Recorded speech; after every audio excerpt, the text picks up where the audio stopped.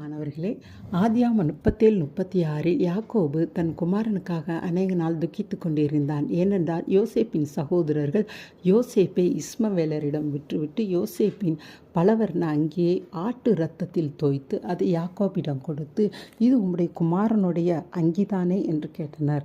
அப்பொழுது யாக்கோபு, இது என் குமாரனுடைய அங்கிதான், அவனை ஏதோ ஒரு மிருகம் கொன்றுவிட்டது என்று சொல்லி அனுதினமும் அழுது கொண்டு இருந்தான். ஆனால் உண்மையிலேயே யோசேப்பு இறந்து விட்டானா? இல்லவே இல்லை. யோசேப்பு எகிப்திலே அதிபதியாக இருந்தான்.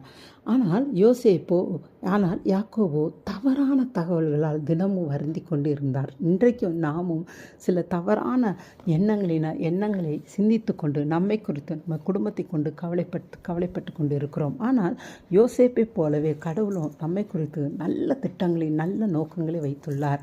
அதை நம்பி நாம் விசுவாசித்து காத்திருப்போமானால்